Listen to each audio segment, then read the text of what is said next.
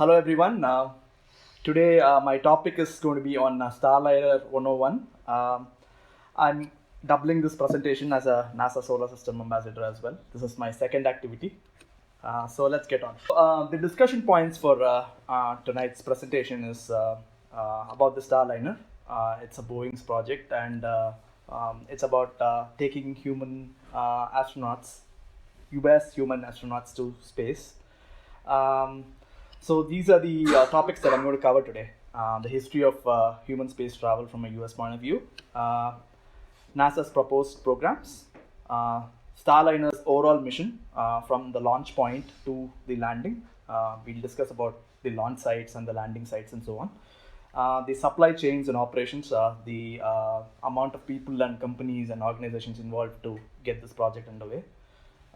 Starliner's safety testing. And we do have some early issues during the testing, so we will glance on them. I will not go into them in detail because there's a lot of media coverage around those issues which are going on.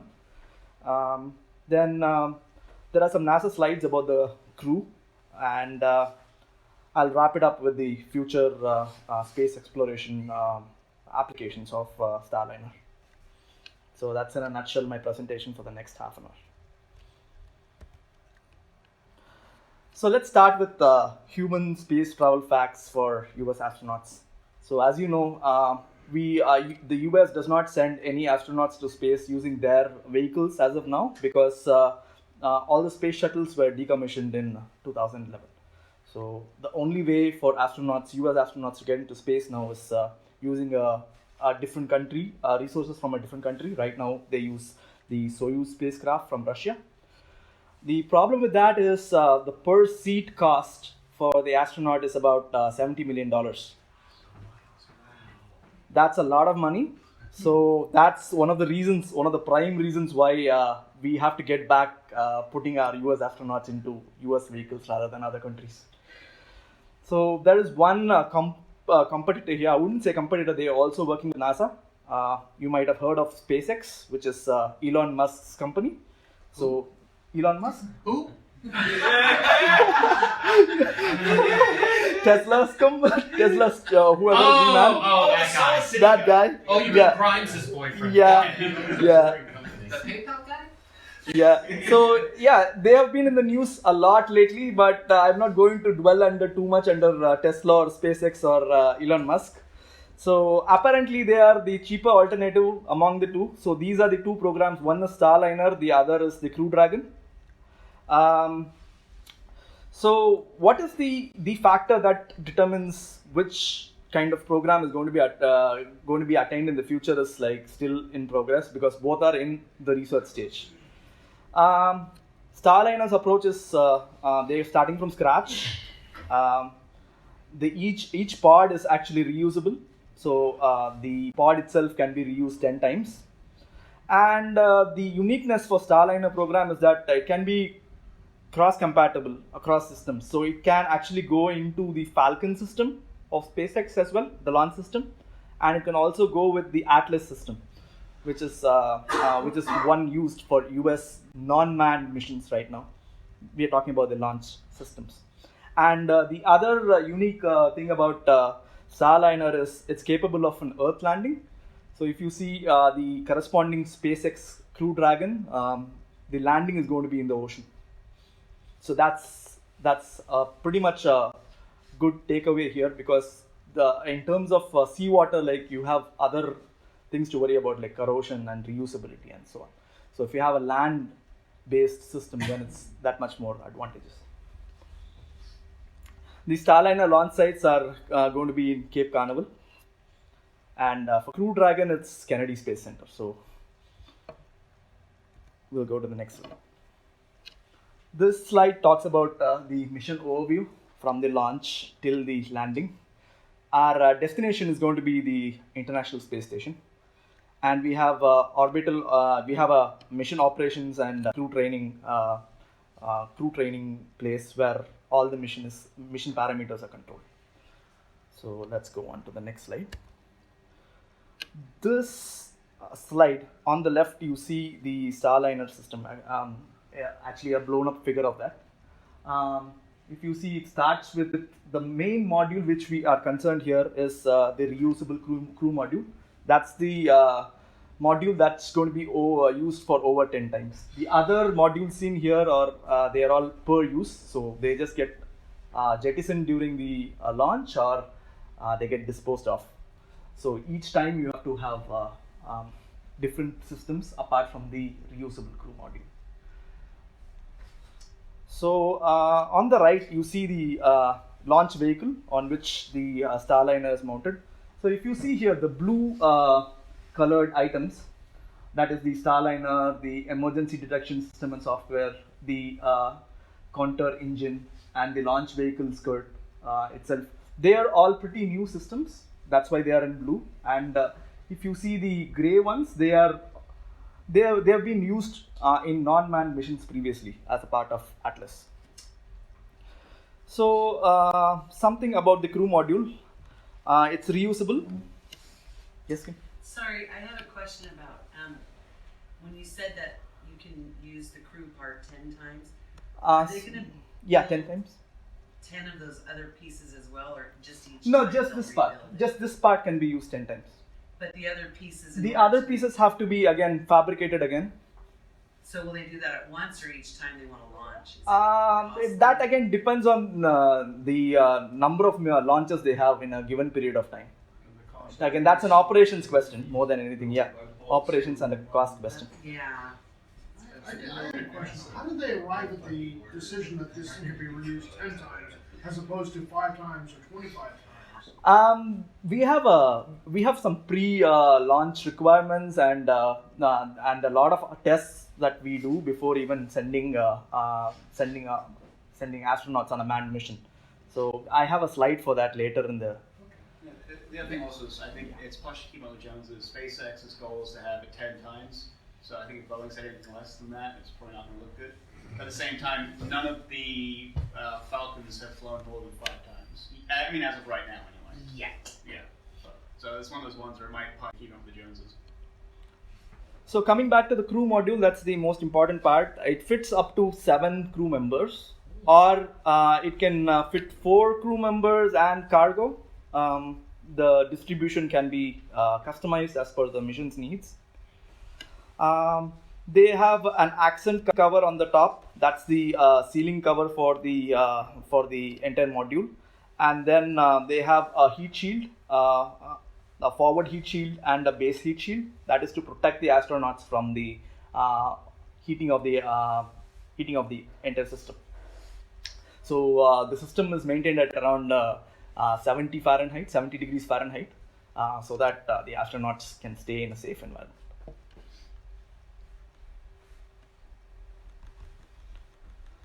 And for the landing systems, if you see the far end here, we have airbags, and on the top we have parachutes for re-entry, specifically designed for this purpose. Coming back to the Atlas V system, the launch system, it's been a pretty successful system for the US for non-manned missions. They all launch from Cape Canaveral, which has been a historic launch pad. All Voyager missions and interplanetary missions are launched from here using this system. It's very reliable. Currently, around 79 missions have been undertaken by using the Atlas system, and the success rate is 100%. And we have something called the N22 configuration. If you see the title there, N22 configuration means no payload, fairing, and 2 solid fuel rocket boosters, and 2 RL-10 engines. That's here. The RL-10 engines for the system. Let's go to the next slide.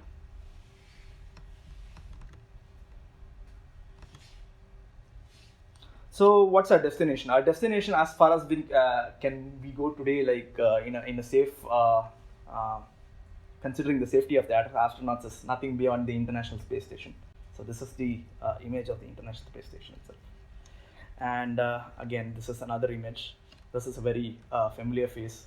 This astronaut just came back to Earth a few days back. Her name is Christina Koch. She set the record for the longest. Yeah, she's the longest. space flight. Yeah. So moving on. Let's talk about some of the supply chains and operations. This is like you can see the number of organizations involved in for a Starliner launch project. So you have the launch sites, you have Kennedy Space Center for the assembly and final processing and integration testing, spacecraft and launch vehicle launch control. The Johnson Space Center in Texas is taking care of training the astronauts and taking control of the mission by using the Mission Control Center for a Starliner and the space station. And these are the landing sites. We have 4 landing sites depending on the weather at that given point of re-entry. We have 2 sites in New Mexico, a site in Utah, a site in Arizona, and our own Edwards Air Force Base in California. Just in case they get coronavirus. Yeah. More than 400 suppliers in 38 states across the US. These are some of the names: Aerojet, Airborne Systems, Cimarron, Collins Aerospace, ILC Dover, Spectrolab, General Dynamics. So moving on. Something about the crew as well. So the Starliner project doesn't stop with the vehicle alone. It also takes care of the spacesuits. So these are the new Boeing spacesuits, which are enhanced from the previous versions, and they are lighter, I believe. So they have control interfaces to interact with the Starliner system as well, integrated into it. And the shoes are powered by Reebok, I guess. So. Wow. I guess somebody else is using the smarts. So the reason for this is space travel has been historically very cramped and tough for the astronauts to be in. Historically, the suits have been uncomfortable, and they've made it very challenging for the astronauts. And let's be honest, they're not very flattering. Yeah. Is part of it because like the old Apollo astronauts, the suits they were wearing actually capable of, EVAs, whereas these ones are mostly just divide. They're not like you wouldn't go take an EVA in this thing, Correct. right? But if you wind up springing a leak in the spaceship, it's good enough to give you life support. Yeah, that's the basic idea. Yeah. Yeah, that's the basic idea, to extend life support. And the touchscreens, tablets, traditional switches, ergonomic, tactile processions, all those controls are integrated in the suit, I believe, to interact with the Starliner more efficiently, and uses a modular design. Did you say launch the spacecraft? I don't think so. That the software, if it's working properly, then that should handle that. But what I heard is they are giving a manual override for the software now, because we are not really sure of how the software works. Made by Boeing. Yeah, made by Boeing. And Boeing is on the wrong side of things. I feel kind of pretty sad for them, because it's an iconic company and they're running into these kind of issues right now, both with the 737 MAX and now with Starliner. So yeah. Lack of quality assurance. Yeah. Just don't call it Starliner Max. So the here's a video on the entire cycle. So if you see, I'll explain it when things take place in the video. You can see the launch taking place at that point. So we have liftoff. Thrust to weight ratio is greater than 1 at that point, and we have Mach 1 speeds, and there is max dynamic pressure at that point. So let's wait for it to climb. I love how the video animation still has to adjust the focus on the camera. Oh, they went to no. Yeah. They spared no expense on that. So we have the SRB burnout at 1 minute 35 seconds. That's the solid rocket booster. If you see, that is going to be the first one that's going to come off, and that's going to fall into the ocean. Jettison. So that's going to happen at 2 minute 40 seconds. And then we have the Atlas booster engine cutoff. Who was that that came Miko. up? Yeah. That was the Centaur separation. And then the center actually powers up, and then that's a different stage of rocket. Seagull. Yeah. You win $1 million prize if one of those pieces lands in your yard. I don't think they're going to land in the yard. They're going to target the ocean, but we don't know yet. Yeah. So those solar panels could land on So- the roof. So the the ascent cover gets jettisoned now, and then now you have the Starliner system alone with its own rockets. There are 60 rockets there to actually propel it into the orbit so that it can be in line with the International Space Station. That little thing's got to carry enough fuel for the return trip, though, doesn't it? Again, these rockets are fired intermittently, it's not continuously. So it's more like retro rockets, directional coordination, and so on. So I think they will have enough fuel there. There's only so much mass you Yeah. can carry. I'll come back to it when I discuss the issues. So one of the issues was like it never made it to the International Space Station in the test. So we'll talk about that. So if you can see here, the retro rockets are firing and positioning itself to the docking mechanism in the International Space Station. So that's what is happening here. And if you see, this is a laser guided system that's going to align itself with the door docking mechanism. This is a 2-hour process, but it's been fast forwarded. Ding dong. And the docking is complete. Now the astronauts can get in to the International Space Station. And now everything's over. The re-entry is beginning. Again, retro rockets are firing so that it can be aligned to the Earth's atmosphere.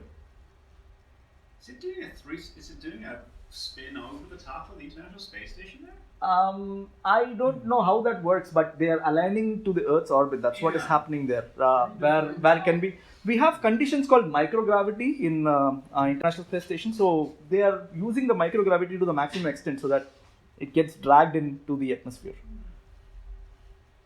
The shape is also one of the main reasons why this is happening. I believe.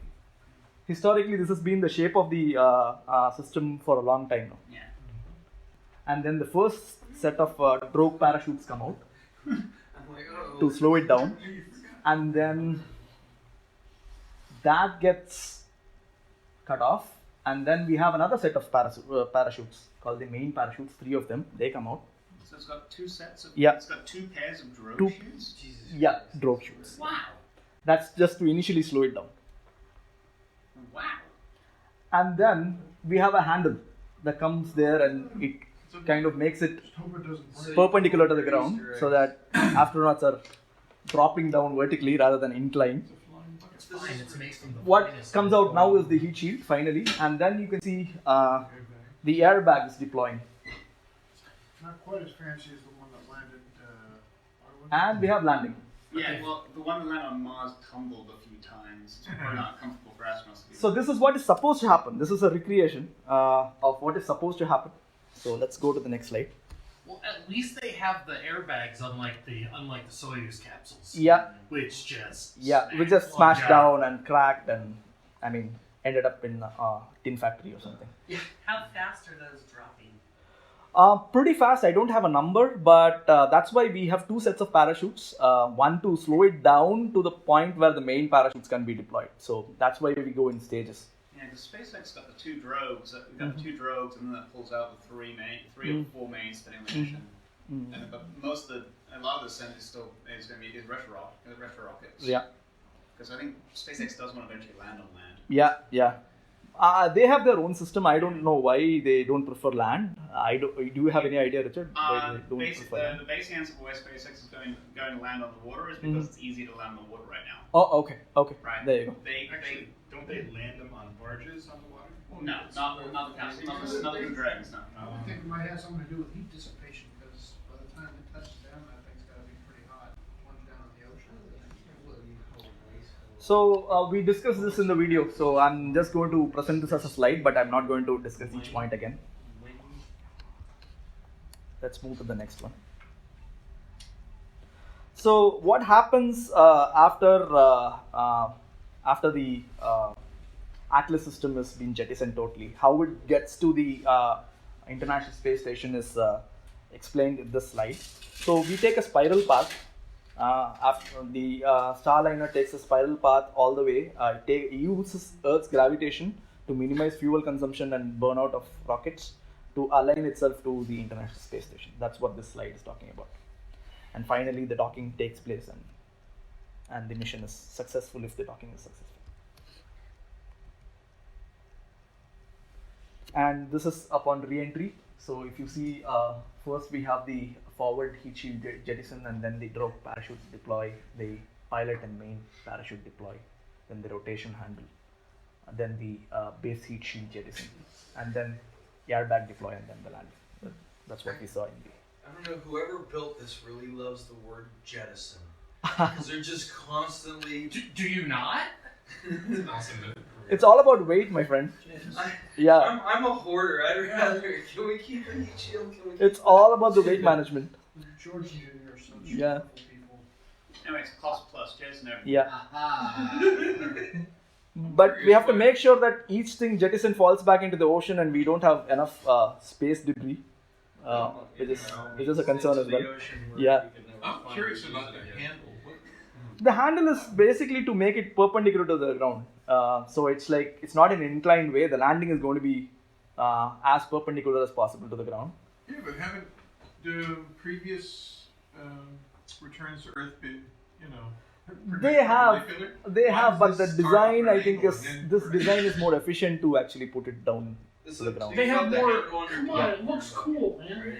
It's like a basket, basically. I know That's what it is. Well, the way I see it, they couldn't have it just up like that because there's no room for the ascent cap and everything else.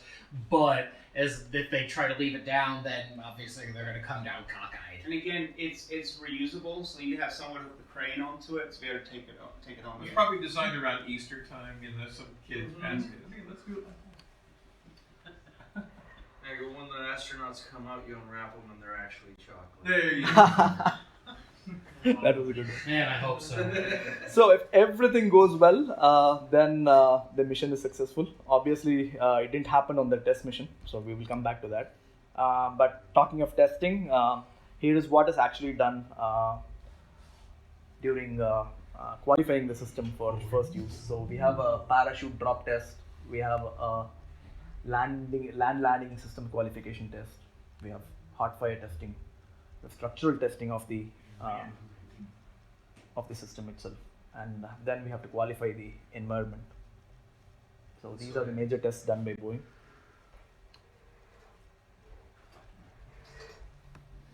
Oh, Jesus. So you say the Russians don't put bags on there? Nope. All their astronauts? We don't know what the Russians do, to be honest. I mean, that's even with the airbag, that looks like a pretty bad I Yeah. know that land landing system. I know that facility. Yeah, they That's crash where testers there. That what? They crash testers. They crash testers there. I have the videos. Yeah, I've Yeah. seen that. Them from one of the state Now presidents. that you mentioned, yeah. I Yeah. included it in AE presentation. Oh, it was your presentation. That's right. Yeah. So this also include EMI, EMC testing that would be usually done on external laboratories. Yeah. Making sure that EMP or electromagnetically compatible things are happening in the spacecraft. So this is another video for crew safety. 8, 7, 6, 5, 4, 3, 2, 1, 0. Liftoff. So they're simulating the complete. video there. If we How about you further cut off? that point. On track. Almost cut off. Yeah. Picture on. 40 kill parachute. So there's fire all over the place, but still it's keeping Throw it. parachutes. Yeah, Man. it's keeping its shape, not disintegrating. The heat shield comes off. SM7. Yeah. So that's the only way airbags can be deployed. It's a very proud So- moment for me. It should be a very proud moment for the entire Boeing team who's made this happen. And hopefully our NASA customers are equally happy with the progress that we've made. And it's a great day for me. It's Right. That's why you see the shape. The form factor is almost similar to Base that. heat shield jettison. Airbags inflating.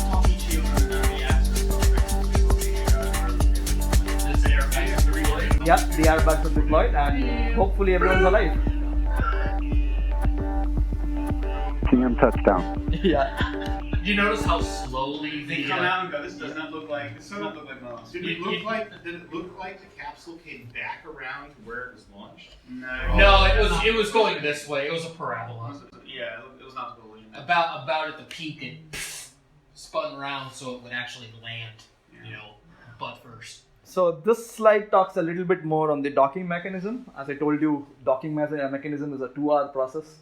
So there is a lot of imaging and laser guidance systems that are deployed both in the docking system as well as the Starliner during the docking process. So this is a slide about that. And it's autonomous docking as well, right? Yeah.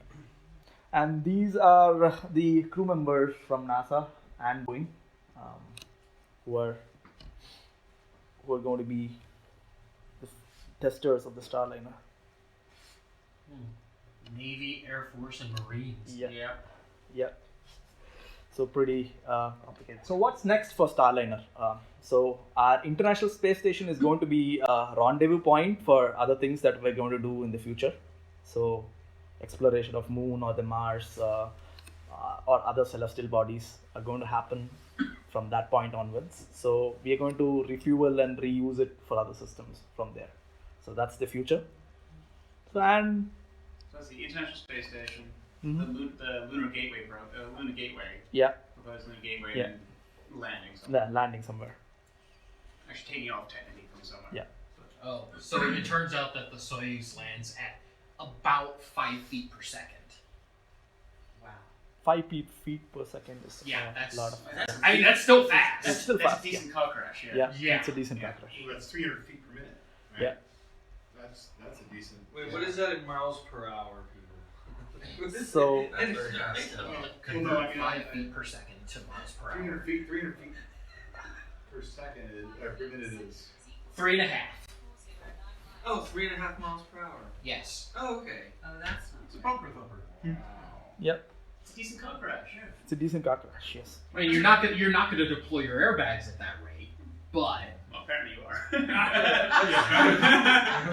Someone could run into a stop sign or a pole.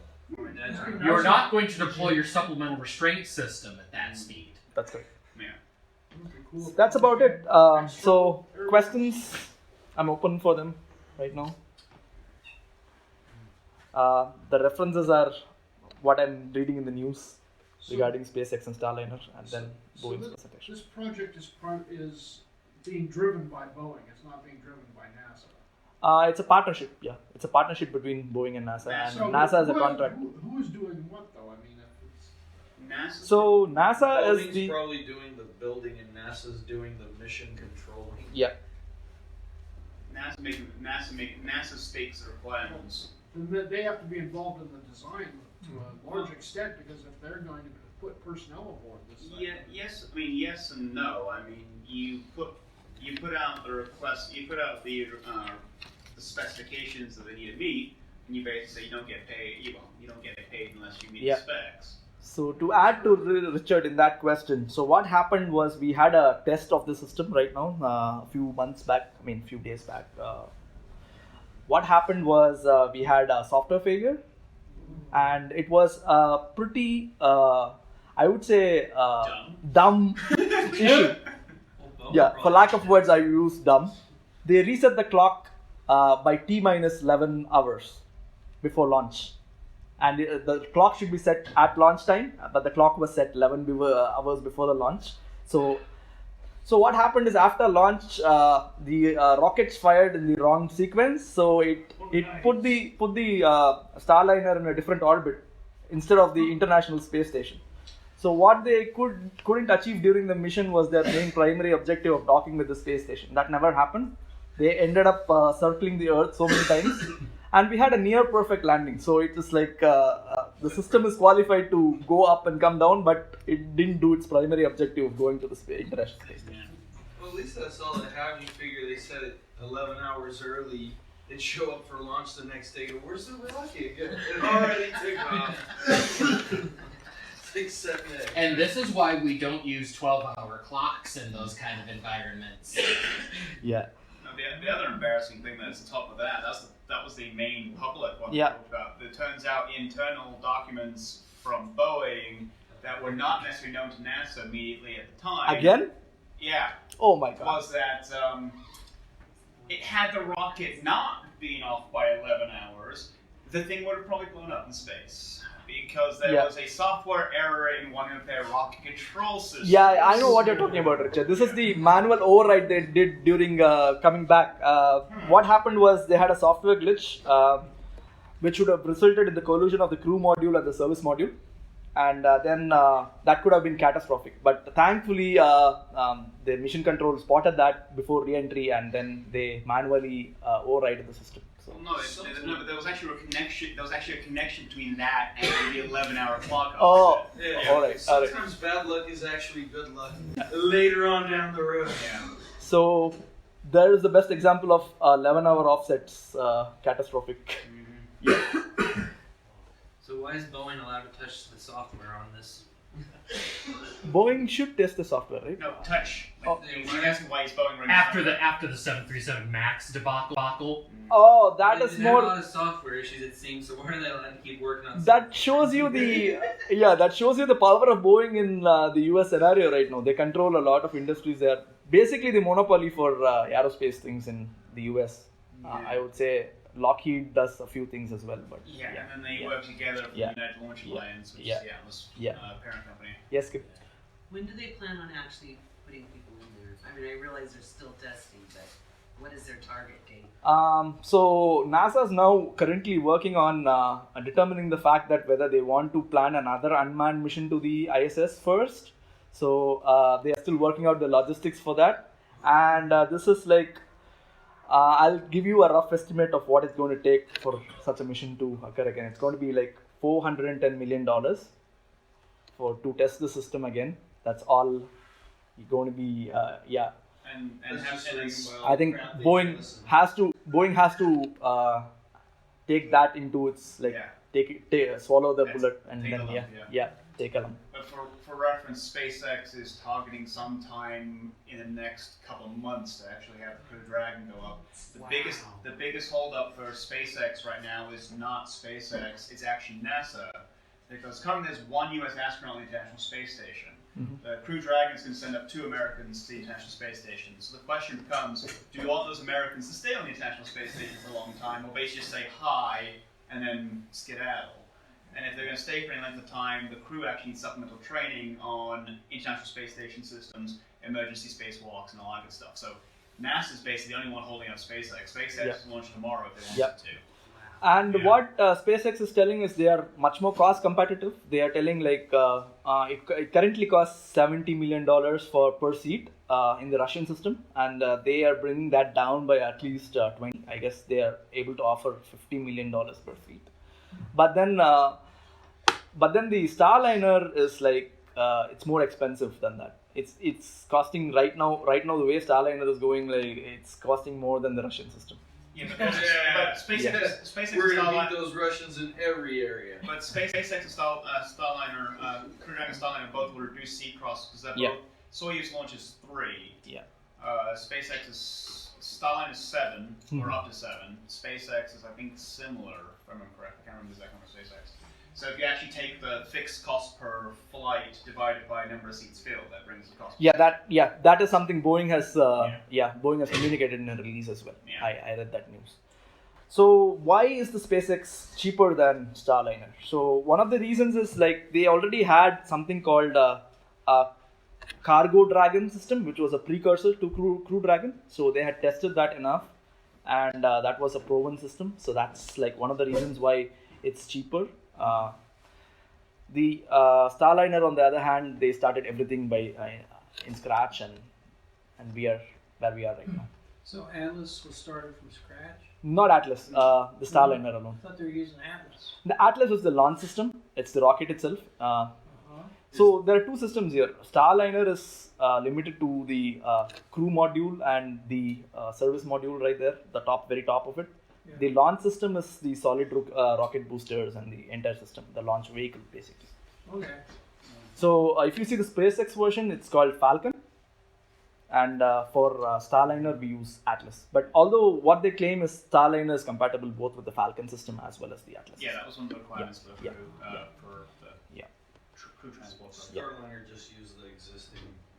Atlas is a very robust and proven system for non-manned missions. You So didn't give the total price, but the propulsion system, the Atlas, plus the Starliner? Is that separate? No, I think it's the overall cost. When we talk about the project, they all go hand in hand. You cannot launch Starliner by itself. You have to have a launch vehicle for that. Probably is together. I don't know. I saw that little ejection video. Apparently, you can launch it. Those little rockets go. You can, but that was more for the test, isn't it?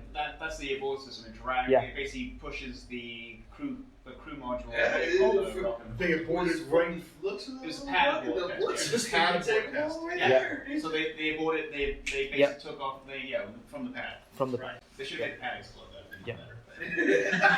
Yeah. Hey, cool astronauts don't look at explosions. Yeah. So that's the dose of Newton's third law for the day, and I'm done. Thank you. Thank you.